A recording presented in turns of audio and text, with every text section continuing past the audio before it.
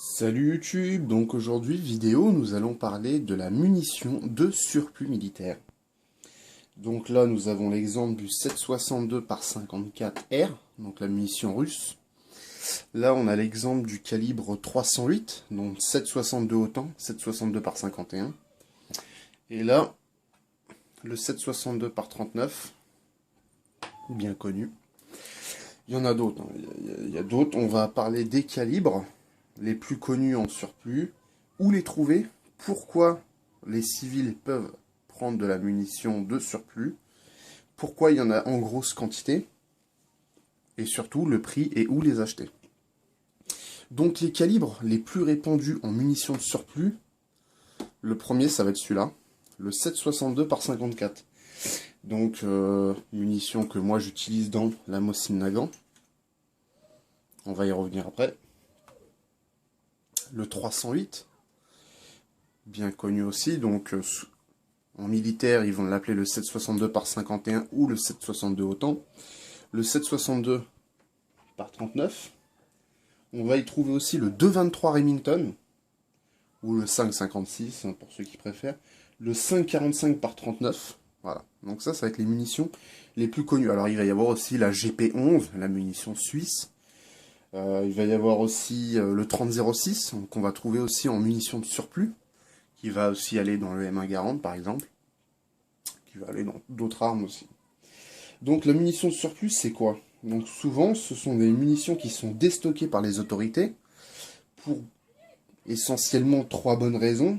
La première, l'ancienneté de la munition, parce que ce qui n'est plus bon pour les militaires l'est toujours pour les civils, comme cela. L'armée russe en a fabriqué des tonnes et des tonnes, des milliers et des milliers pendant la Seconde Guerre mondiale. Donc là, c'est une caisse qui date de 1977. Ils en ont fabriqué en masse, donc forcément, ils vont pas tout utiliser. Je pense qu'ils renouvellent les stocks, donc forcément, les anciens stocks, ils sont revendus. Là, on a l'exemple du 308, c'est des munitions 308 de l'armée allemande. Donc, pareil, ils renouvellent les stocks, donc c'est vendu par palette à des armuriers qui, eux, vont les distribuer aux civils. Il y a aussi la raison de l'abandon du calibre. Par exemple, on va prendre, on s'en fout, les Français, nous, les Français. On avait le calibre 7,5 par 54. Donc, alors nous, bon, carrément, on l'a carrément détruit. On a détruit des stocks de munitions au lieu de les revendre. On aurait pu se faire un peu d'argent, même pour les vendre aux civils. Hein. Il y a encore des gens qui utilisent cette munition, qui l'utilisent dans des vieux fusils au tard, par exemple. Et non, on a préféré la détruire. Donc, abandon de calibre ou stock trop important par rapport aux besoins réels. On va reprendre cet exemple hein, avec le 7,62 par 54. C'est une munition qui a été fabriquée en masse, mais vraiment en masse, en très très grosse quantité pendant de longues années. Donc forcément, il y a un moment, ils ne savent plus quoi en faire, ni où les stocker. Donc ils les vendent aux particuliers. Tant mieux pour nous. Hein. Donc là, on est sur une caisse de 7,62 par 54R, donc c'est une caisse russe. Donc qui est fournie avec un ouvre-boîte. Tout ce qu'il y a de plus standard. Hein. Donc certains vont, on m'a déjà demandé à quoi correspondent les inscriptions, donc je vais expliquer un peu. Donc là nous allons avoir le calibre, 7,62. Là on va avoir le type de projectile, donc LPS. Là on va avoir le type d'étui, donc c'est cuivre-acier. Là le lot de munitions, le numéro de série. Alors si des fois mon doigt rip, hein, c'est parce que je regarde la caméra et que j'essaye de regarder en même temps ce que je filme. Pas facile. L'année de production, donc 77. Le code de la manufacture. La quantité, c'est une caisse de 440 munitions. Le type de poudre, on retrouve encore l'année de fabrication. Le lot de poudre et la source. Voilà à quoi correspondent toutes les inscriptions. Donc ça c'est une caisse de 440 qu'on ouvre avec un ouvre-boîte, hein. Tout ce qui est plus standard. Alors par contre, faites ça parce que forcément ça s'étale et on en fout partout. J'ai ouvert ça avec l'ouvre-boîte. Il y a des gens qui ouvrent ça avec un marteau ou un burin. Ah, c'est pas terrible les gars. Hein. en fournit l'ouvre-boîte, donc faut s'en servir. Donc à l'intérieur,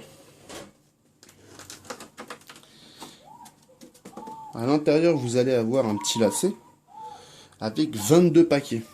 Donc c'est des paquets de 20. Donc des paquets de 20 qui sont agrafés. On va pouvoir le voir ici.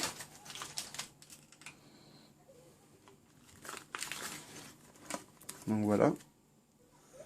Donc ce sont des petits paquets individuels. Sur le cul de la douille, nous allons retrouver l'année de fabrication. Alors je vais essayer de faire un petit... hop, alors c'est dans ce sens-là, ça va pas être évident, je vous préviens. Donc en bas, on va retrouver l'année de fabrication, 77, et le code de manufacture, 188. Donc ce sont des munitions à balles blindées, avec amorce corrosif. Ah, c'est dommage, mais bon, à ce prix-là... hein. Là, j'ai acheté à prix défiant toute catégorie, à 100 balles la boîte. 100 balles la boîte, c'est vraiment ce qui se fait de moins cher. 100 € pour les 440 cartouches. Avant, j'achetais de la Toulamo à 239 € les 500. Le double. Plus du double de prix. Et en précision, aucune différence. Je ferai une vidéo test à 100 mètres, 200, 300 mètres. Et vous allez voir qu'avec la Toulamo, il n'y a aucune différence. C'est... Le seul truc, c'est qu'au niveau du lavage, va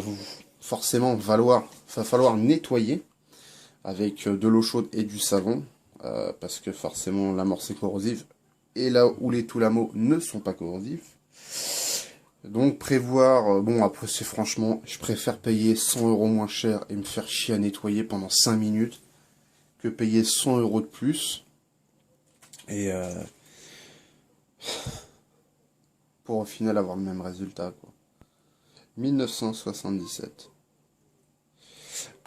Donc c'est des boîtes scellées. De toute façon vous allez le voir quand, si jamais vous en achetez. Quand vous les ouvrez, il y aura un petit appel d'air qui va se faire, forcément. Donc non, c'est vraiment sympa. 100 €. 100 €. Aux États-Unis c'est 100 $. Ah ouais, c'est l'arnaque. Mais bon, c'est le moins cher qu'on a en France.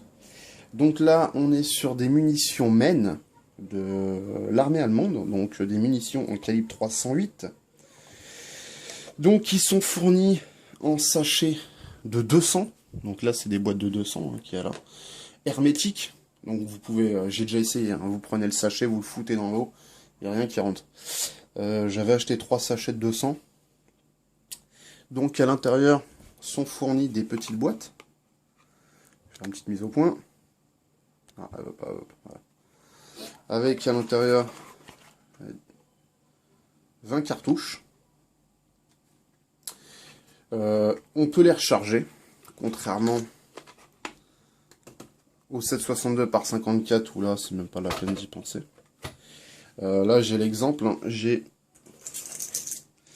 une bande de AA52, pour ceux qui connaissent un peu, hein, en 7,62 autant. J'en ai encore plein. Je crois j'en ai en tout, j'ai des bandes de 400. Pour ceux qui connaissent un peu. Donc pareil, hein, c'est la munition qui était dedans. J'y ai juste greffé les cartouches. Rien de plus. Donc maintenant, on va parler prix, forcément. Donc pour le prix, sur du 7,62 par 54, on est à 100 € les 440 cartouches. Ce qui est vraiment pas cher. Sur du 308, on est sur du 210 € les 500 cartouches. Ce qui est raisonnable. Sur du 7,62 par 39, on est sur du 100 € les 500 cartouches. Toujours raisonnable. Après, on va passer à la munition GP11, donc le 7,5 suisse. Donc le GP11, là, ça va être autre chose. Souvent, on va dire que les munitions de surplus militaire, c'est de la munition bas de gamme, ça rince les canons, tout ça. C'est suivant les pays, les productions. La GP11, par exemple, c'est une munition militaire de l'armée suisse, mais c'est une munition match. C'est sûrement ce qui se fait de mieux en termes de munitions, on va dire. Là, on va être sur 300 € les 500. Donc, un peu plus cher, mais là, nous avons un gage de qualité. J'ai rarement vu de problème sur ce type de munitions. Sur le 7,62 par 54, j'ai déjà vu beaucoup de fois des munitions qui foirent. Ou la morse foire, le coup ne part pas, le 308 aussi. Mais avec le GP11, jamais vu ce problème. Sur du 2,23 Remington, on va être à 200 € les 500. Ce qui est toujours raisonnable, hein, ce qui nous fait 400 € le 1000. Donc voilà. Donc la munition de surplus, vous pouvez l'utiliser sur cible, sur gong. Surtout si vous tirez sur gong, franchement, n'allez pas vous emmerder à acheter de la munition style Geco, payer une fortune, en sachant que de la munition de surplus va faire le travail. J'ai testé de la Toulamo et de la surplus, aucune différence. Par contre, avec du 308, j'ai testé de la surplus et de la Geco, il y a une énorme différence. Maintenant, si c'est pour tirer sur des gongs, la munition de surplus suffit largement. Après, c'est toujours suivant qu'est-ce que vous allez rechercher avec votre carabine. Quel type de carabine c'est? Est-ce que c'est pour la chasse? Attention, la chasse, on déconseille les munitions blindées, les ogives blindées. Forcément, ça va rentrer, ça va ressortir de l'autre côté.